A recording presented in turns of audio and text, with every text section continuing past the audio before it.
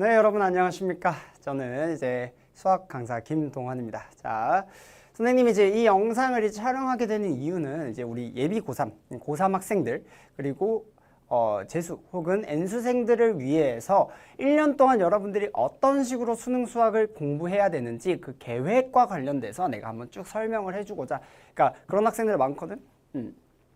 선생님 1년 동안 어떤 식으로 공부해야 되는지 그 계획을 어떻게 세워야 될지 모르겠어요 하는 친구들이 많기 때문에 전체적인 큰 흐름을 내가 한번 쭉 잡아줄게요. 근데 이거를 약간 좀 두루뭉실하게, 그러니까 이렇게 추상적으로 잡아주는 게 아니라 정확한 개념들에 대해서 내가 한 번씩 설명해주면서 예시를 토대로 설명을 해주면서 내가 한번 쭉 설명을 해줄 테니까 한번 쭉 따라와 보도록 합시다. 아시겠죠? 한번 쭉 설명해 줄게. 그래서 수능 수학 1년 계획 어떤 식으로 여러분들이 공부 계획을 세워야 되느냐, 당연히 수학에 대한 얘기만 할 거야. 이제 다른 거는 다른 과목 선생님들한테 한번 찾아보시도록 하고요. 수학에 대해서 한번 얘기해 보도록 할게. 자, 수학 자체가 일단 교과서 개념이 있어요. 자, 교과서 개념이라고 한다면 여러분들이 고등학교 때 교과서에 나와 있는 개념들에 대해서 먼저 공부를 하게 됩니다. 그렇죠?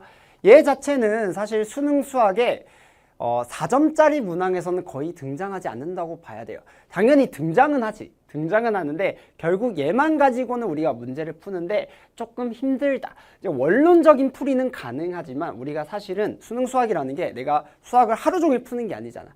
짧은 시간, 즉 1시간 40분, 100분 이내에 내가 모든 문항들, 30문항을 다 풀어내셔야 되고 거기에 고난도 문항들까지 들어가 있으니까 문항을 최대한 빠르고 심플하게 문제를 풀어낼 수 있어야 된단 말이야. 자, 그러다 보니까 얘의 개념만 가지고는 조금 부족하다라는 거죠. 자, 그래서 어떤 게 있냐? 얘를 내가 하나 들어볼게요. 자, 예를 들어서 이렇게 잡아볼게. 미분 가능과 관련되는 얘기를 하나 해볼게요. 자, 교과서 개념 중에 미분 가능이라는 말이 있을 거야. 자, 우린 얘가 첫 번째로 연속이 돼야 되고요. 두 번째로 좌미랑 우미가 같아야 된다. 좌미, 우미는 좌미분계수, 우미는 우미분계수. 자, 이게 수투 개념 중에 하나죠. 그쵸? 미분 가능성과 관련된 얘기야. 자, 그런데 이게 우리가 이제 교과서 개념이라고 했을 때 실제로 얘 같은 경우에는 이 교과서 개념은 여러분들이 12월, 그러니까 수능 이후에 12월 이전에 다 완성이 되어 있어야 돼요.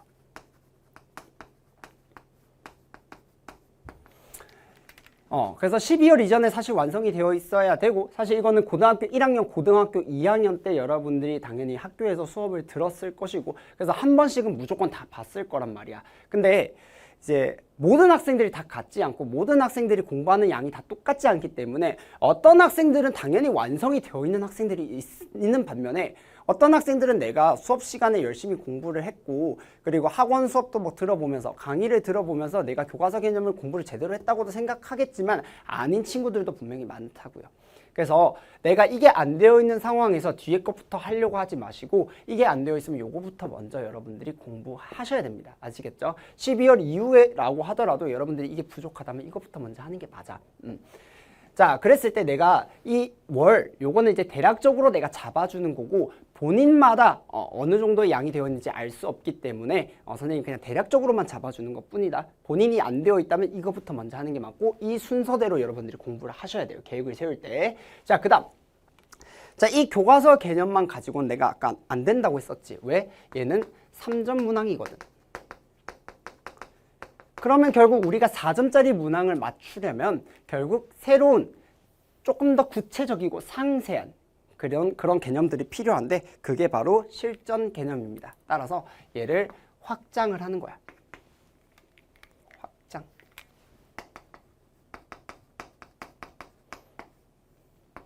자, 그래서 우리는 그거를 실전 개념이라고 부를 건데 내가 예를 하나 들어줄게요.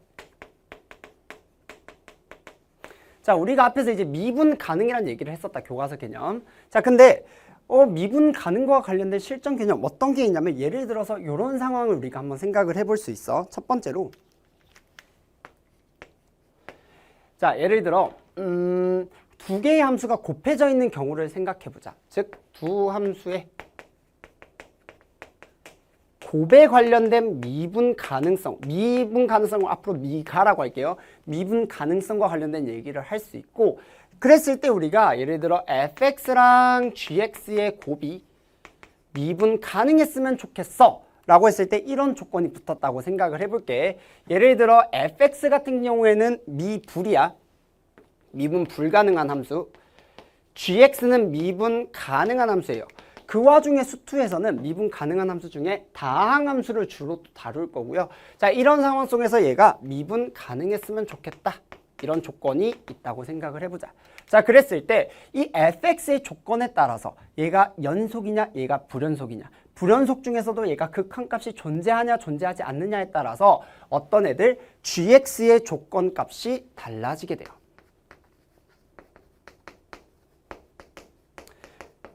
그래서 우리가 이런 개념들을 여러분들이 다 배우는 거야. 요 상황에서 요것만 가지고는 우리가 하기가 조금 어려우니까 이런 새로운 개념들을 여러분들이 배우면서 이거를 실제 어떻게 해야 된다? 문제에 적용할 수 있어야 되겠지. 자, 그래서 문제 적용.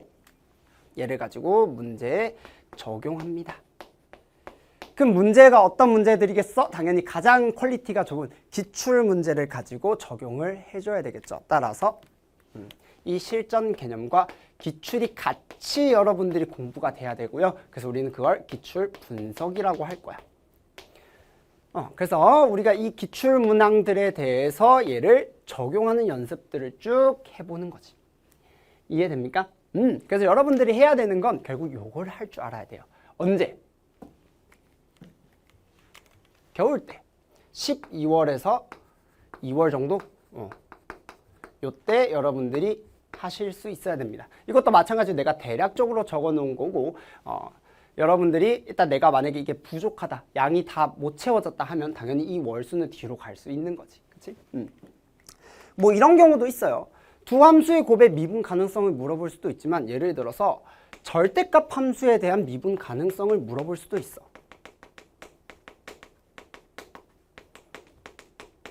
의 미가.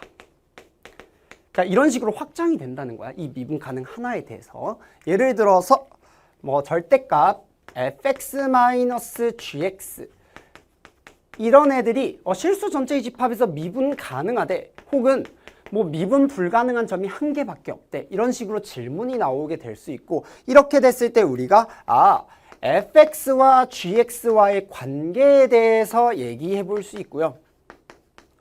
물론 이건 다 수업 시간에 내가 설명을 해주겠지.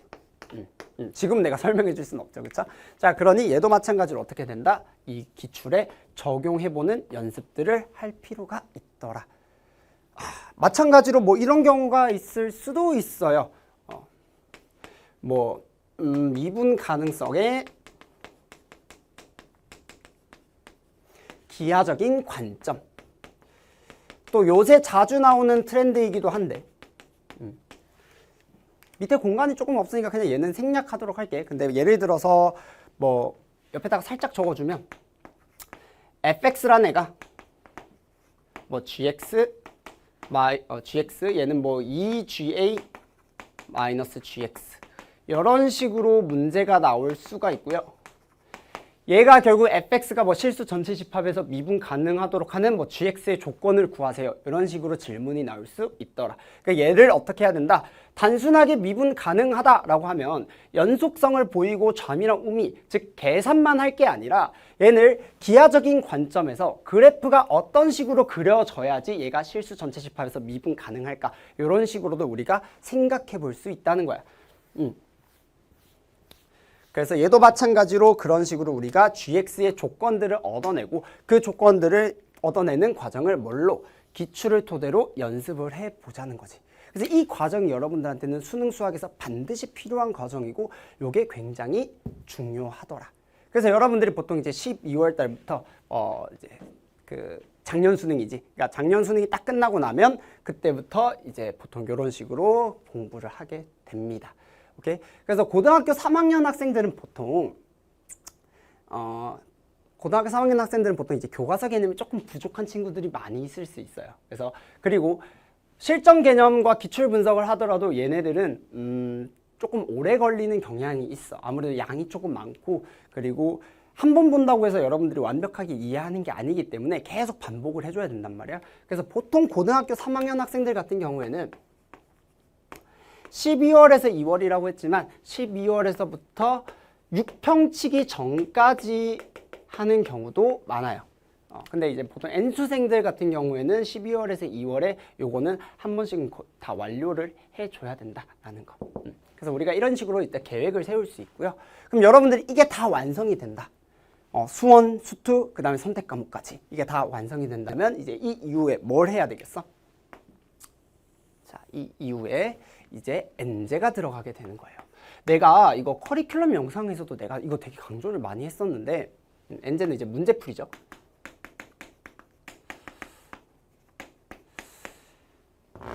이 N제를 이 기출 분석보다 더 중요시하게 생각하는 학생들이 요새 부쩍이나 많아졌어. 이거 진짜 문제거든. N제 자체가 왜 N제를 하는 거겠어? 기출 분석, 그러니까 기출을 우리가 하도 많이 보니까 이 기출 자체가 이제는 너무 익숙해진 거야. 그래서 내가 얘네들의 실전 개념들을 이 기출 분석에 적용을 하는 연습들을 하는 건데 이제는 기출을 하도 많이 보니까 내가 얘를 제대로 적용하는지조차 이제 헷갈리는 거야. 하도 많이 보니까.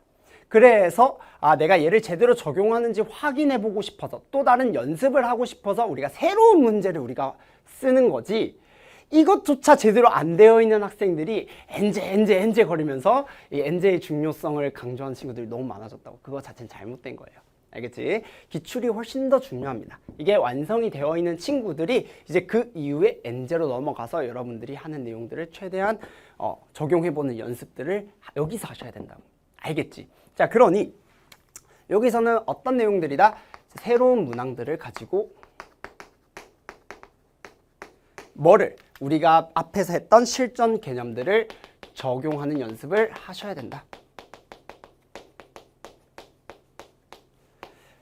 자, 그리고 이런 친구들도 되게 많을 거야. 선생님, 저는 모든 개념들을 다 이해하고 있고 잘 알고 있는데 막상 문제를 풀다 보면 시작 자체를 내가 어떻게 해야 될지 모르겠어요.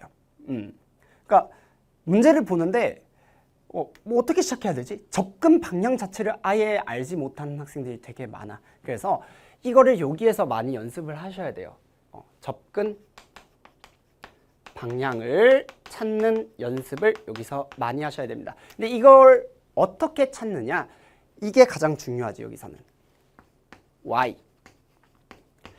내가 왜 이렇게 생각해야 될까? 왜 내가 이런 생각을 떠올려야 될까? 왜 이런 근거를 가지고 있어야 될까? 그 이유들을 여러분들이 찾는 연습들을 여기서 많이 하셔야 되고, 그래서 우리가 이 개념들이 완벽하게 갖춰 있어야지만 이게 효과를 볼 수 있다는 거야.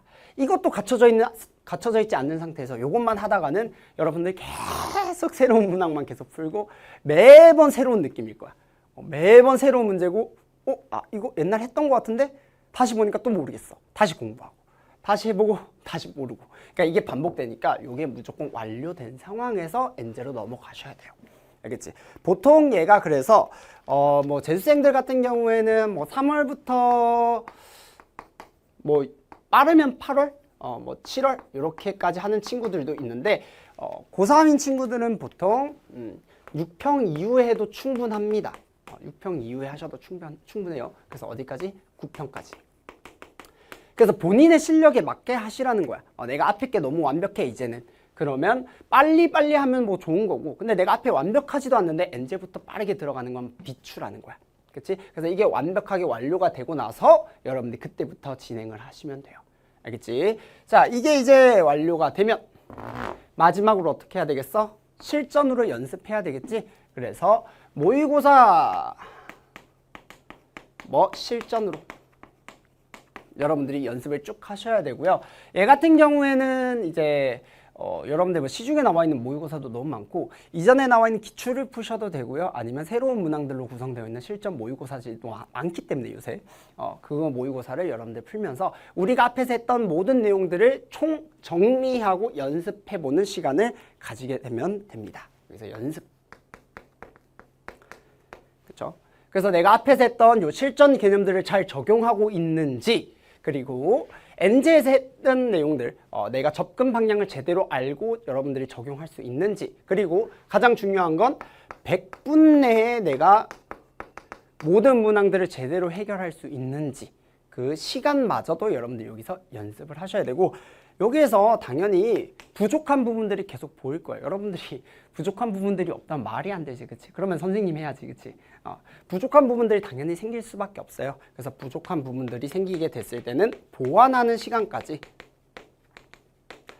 내가 문제를 푸는데 내가 계속 미분 가능성과 관련된 문제에서 계속 문제가 틀려. 그러면 이제 이런 부분들이 부족하니까 여기 부분들을 다시 복습을 해보면서 보완을 시켜나가는 그런 시간들이 바로 여기가 되겠더라. 오케이? 자, 그래서 여기 같은 경우에는 보통